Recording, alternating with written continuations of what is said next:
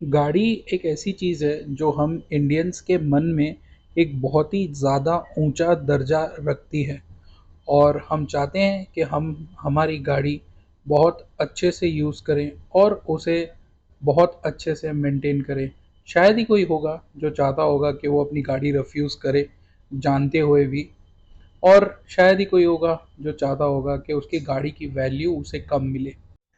और ये बात और भी ज़्यादा ज़रूरी हो जाती है जब आप कोई प्रीमियम सेगमेंट की गाड़ी खरीदते हैं, जैसे कि 60 लाख 70 लाख इतने सारे रुपयों की जब आप गाड़ी खरीदते हैं, जितने में एक अच्छा खासा घर आ जाए, तो डेफिनेटली आप चाहेंगे कि आपकी गाड़ी की वैल्यू आपको बराबर मिले जब आप वो गाड़ी बेचने जाएं। तो आज के इस वीडियो के माध्यम से मैं आपको यही बताना चाहूँगा कि आप एक एक्स्ट्रा चीज़ क्या कर सकते हैं जो आपकी गाड़ी के ओनरशिप के एक्सपीरियंस को एनहांस कर देगा, साथ के साथ आपको गाड़ी का प्रॉपर वैल्यू देते हुए जाएगा। सबसे पहले हम जब गाड़ी देखते हैं तो हमें गाड़ी के लुक्स दिखते हैं, बाहर से गाड़ी कैसे दिख रही है वो दिखने में आती है। आप जब कभी भी गाड़ी बेचने जाएं या जब भी आप गाड़ी यूज़ करें, अगर आपकी गाड़ी चमचमाती हुई रहेगी तो आपको उसे यूज़ करने में बहुत ही ज़्यादा मज़ा आएगा और बहुत ही अच्छा लगेगा उस गाड़ी को यूज़ करना। अगर आपकी गाड़ी मैली कुचैली रहती है, एकदम हमेशा धूल में ढकी हुई होती है, तो जाहिर सी बात है वो ऐसी गाड़ी को यूज़ करने में ना आपको मज़ा आएगा, ना सामने देखने वालों को मज़ा आएगा। और जब हम ऐसी प्रीमियम गाड़ियाँ खरीदते हैं तो और भी ज़्यादा ज़रूरी हो जाता है उनके लुक्स के ऊपर ध्यान देना, क्योंकि कहीं ना कहीं ये जो लुक्स की चीज़ है वो डायरेक्टली टाई अप करती है रीसेल वैल्यू के साथ। और अब हम बात करते हैं कि ये लुक्स को आप प्रोलॉन्ग कैसे कर सकते हैं। तो इसका एक सिंपल वर्ड में मैं आपको आंसर आज देने वाला हूँ, दैट इज़ सिरेमिक कोटिंग। अब जो इस गाड़ी के ओनर हैं उन्होंने सिरेमिक कोटिंग ऑप्ट की है अपनी गाड़ी को प्रोलॉन्ग प्रोटेक्शन देने के लिए। जाहिर सी बात है अगर कोई इतनी महंगी गाड़ी खरीदता है तो उनके पास पार्किंग प्रोविज़न भी उस हिसाब से बढ़िया होता है। तो सिरेमिक कोटिंग बहुत सारे केसेस में आपको सफाइस कर जाएगी।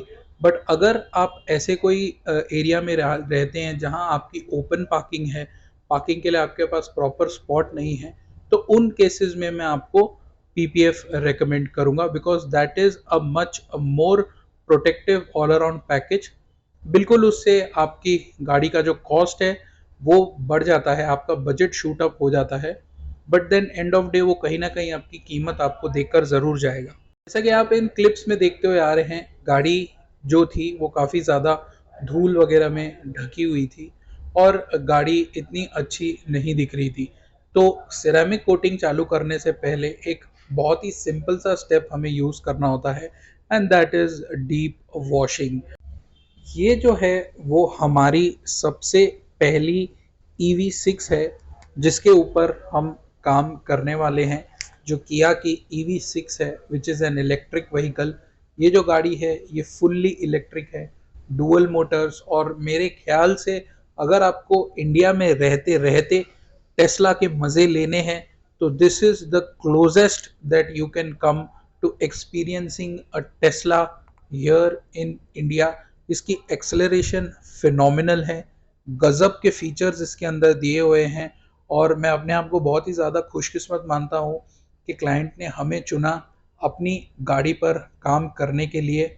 और जहाँ तक यूट्यूब की बात है तो मैंने मॉडिफाइड EV6 और सिरेमिक कोटेड EV6 ऐसी बहुत सारी वीडियोस सर्च करी। लोगों ने EV6 के ऊपर काम तो ज़रूर किया हुआ है, बट वो इंडिया की नहीं है।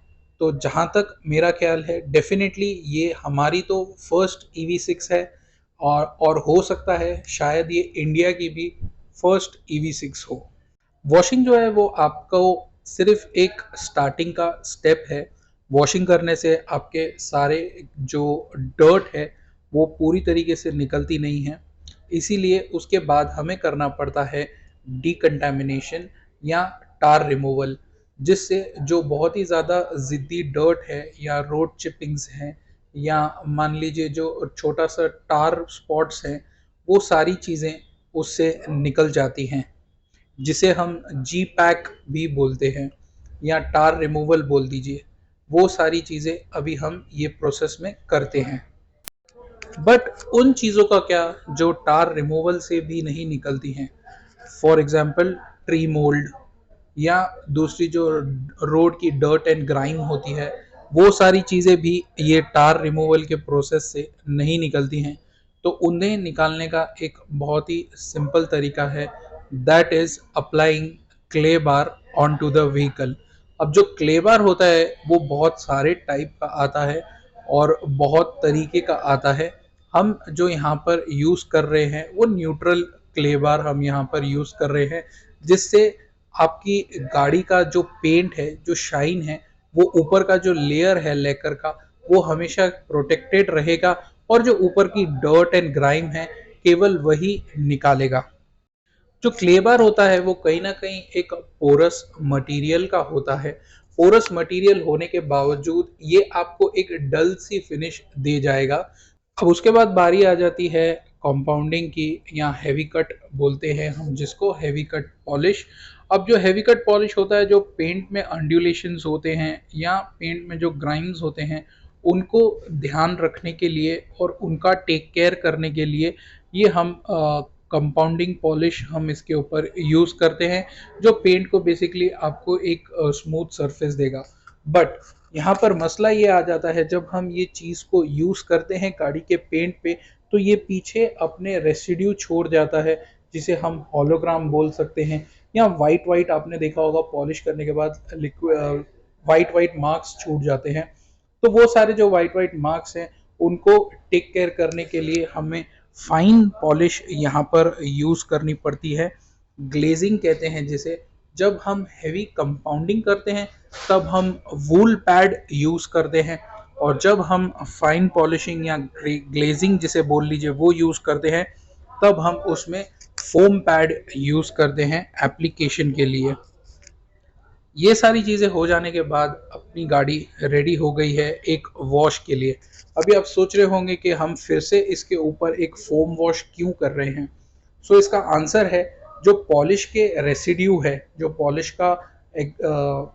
पॉलिश के रिमेन्स हैं, उसको साफ करने के लिए यहाँ पर हम एक wax based pH neutral foam wash use करते हैं, जो गाड़ी के ये सारे कंटामिनेंट्स निकाल देता है और गाड़ी को एक अच्छा सा लुक प्रोवाइड करता है।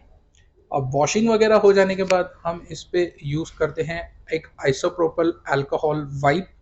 और ये जो होता है ये बेसिकली जो ऐसी चीज़ें या ऐसे डर्ट पार्टिकल्स जो फोम वॉश और पॉलिशेस से भी नहीं होते, और जो पॉलिश का रेसिड्यूअल रह जाता है कहीं ना कहीं छोटे छोटे नुक्स एंड क्रैनीज में, छोटे छोटे क्रेविसेस में, हार्ड वाटर मार्क्स बोल लीजिए, कोई भी चीज़ें रह जाती है, उन सबको साफ करने के लिए यहाँ पर एक आईपी वॉश ज़रूर किया जाता है। अब ये आईपी वॉश करना इसीलिए ज़्यादा एसेंशियल है क्योंकि एक बार जब आपने कोई चीज़ के ऊपर सिरेमिक कोटिंग कर दी, तो वो चीज़ हमेशा हमेशा के लिए परमानेंट हो जाती है। मान लीजिए अगर वहाँ पे एक छोटा सा भी कोई दाग धब्बा रह गया और उसके ऊपर आपने सिरेमिक कोटिंग कर दी, तो वो दाग धब्बा हमेशा ही आपकी गाड़ी पर परसिस्टेंटली रहेगा ही रहेगा। तो वो चीज़ ना हो इसीलिए थोड़ा ज़्यादा एफर्ट लेके हम आईपी वाइप करते हैं। कई बार क्या होता है, ये सारा स्टेप्स अवॉइड करने के लिए लोग आईपी वाइप का जो प्रोसेस है वो स्किप कर देते हैं। इससे एक तो उनका बहुत ही ज़्यादा टाइम बचता है, मटेरियल कॉस्ट जो है वो उनकी कम हो जाती है, क्लाइंट को भी 90% इतना समझ में नहीं आता है। जो एकदम ही एंथुजियास्ट और फिनेटिक क्लाइंट्स होते हैं वो खाली पकड़ पाएंगे, बट इन जनरली नॉलेज ना होने के कारण क्लाइंट्स भी ये चीज़ पकड़ नहीं पाते हैं। और यही वो चीज़ है जो दूसरे यूज़ कर सकते हैं और अपना कॉस्ट कम रखने के लिए। ऐसी छोटी छोटी जगहों से पैसे बनाकर एंड ऑफ द डे उनका प्रॉफिट मार्जिन जो है वो बहुत ही ज़्यादा बड़ा और अच्छा इंक्रीज हो जाता है। अब बारी आ जाती है यहाँ पर हमें सिरेमिक कोटिंग एप्लीकेशन की। अब जहाँ तक सिरेमिक कोटिंग के एप्लीकेशन की बात है, सो मार्केट में बहुत ही ज़्यादा मिसकंसेप्शन फैला हुआ है। बहुत सारे क्लाइंट्स को ये बोलकर सिरेमिक कोटिंग बेच दी जाती है कि ये स्क्रैच प्रूफ है, सिरेमिक कोटिंग कर लेने के बाद आपकी गाड़ी पर स्क्रैचेस नहीं आएंगे। सो ये जो बात है ये दरअसल गलत है और एकदम ही बेबुनियाद बातें हैं ये सारी। सिरेमिक कोटिंग करने के बाद डेफिनेटली आपकी गाड़ी पर स्क्रैचेस आ जाएंगे। Ceramic coating is not scratch proof, it is scratch resistance.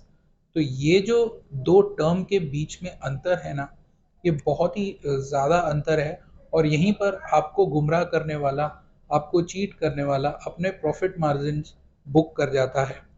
Actually क्या होता है, जब भी आप सिरेमिक कोटिंग अप्लाई करते हैं तो it is like an additional layer that is applied on to the lacquer of your car, जिससे ये नहीं होता है कि वो एकदम ही उसकी हार्डनेस एकदम 100% है। और यूजुअली जो मार्केट में सिरेमिक कोटिंग्स वगैरह मिलती हैं, उनकी जो हार्डनेस होती है वो 9H की हार्डनेस होती है, विच इज़ स्क्रैचेबल। बट इसका फ़ायदा ये होता है कि ये आपको स्क्रैच रेजिस्टेंस प्रोवाइड करता है। मान लीजिए आपकी गाड़ी के ऊपर बर्ड ड्रॉपिंग्स है, वो अगर आपने इमीडिएटली साफ़ नहीं की तो वो आपका लैकर सड़ा देती हैं, because that has acid contains. तो ये सिरेमिक कोटिंग अप्लाई करने के बाद क्या होता है, एक एक्स्ट्रा आपको ऊपर कवर मिल जाता है। मान लीजिए सिरेमिक कोटिंग करने के बाद आपकी गाड़ी पर बर्ड ड्रॉपिंग्स होती हैं, so you have like few hours to get it off your car. But अगर आपने फिर भी उसे नहीं निकाला और वो वैसी ही पड़ी है काफ़ी टाइम तक, तो डेफिनेटली वो सिरेमिक कोटिंग को भी काट कर नीचे तक पहुंच जाएगी। सो ये वो बहुत सारी चीज़ें हैं कि सेल करने के नाम पे, प्रॉफिट करने के नाम पे बहुत सारे लोग गलत चीज़ों को बोल कर क्लाइंट्स को उल्लू बनाकर ये सारी चीज़ें बेच देते हैं, विच इज़ नॉट ट्रू। आपको हमेशा से ये चीज़ों को याद रखना होगा कि स्क्रैच प्रूफ जैसा कुछ भी नहीं है as far as automotive paint technology is concerned. ये बस एक गिमिक है जो एक सेल्स टूल के जैसे यूज़ कर दिया जाता है आपको ल्योर इन करने के लिए। सबसे इम्पोर्टेंट बात, सिरेमिक कोटिंग का फ़ायदा ये होता है कि ये आपके जो टॉप लेयर होता है, जिसे हम लैकर बोलते हैं, उसके ऊपर एक एडिशनल लेयर होता है जो गाड़ी को एक हाई ग्लॉस फिनिश देता है या एक हाई वेट लुक आपकी गाड़ी को प्रोवाइड करता है। ये हाइड्रोफोबिक प्रॉपर्टीज़ के साथ आता है जो कुछ हद तक वाटर रिपेलेंट होता है, और ये स्क्रैच रेजिस्टेंस होता है। एंड जैसे आप आपकी गाड़ी मेंटेन करते हैं, ठीक उसी तरीके से ही आपको सिरेमिक कोटिंग को भी मेंटेन करना पड़ता है। That is why we provide every 6 months के बाद एक टॉप कोट अपने पैकेज में इंक्लूडेड, जिससे आपका जो सिरेमिक कोटिंग हमने किया था उसको एक एडिशनल प्रोटेक्शन मिल जाती है, क्योंकि डे लाइफ में यूज़ कर करके वो लेयर पतली पड़ जाती है, तो टॉप कोट से वो वापस अपने नॉर्मल लेवल पर आ जाती है और एक अच्छा आपको प्रोटेक्शन प्रोवाइड करती है।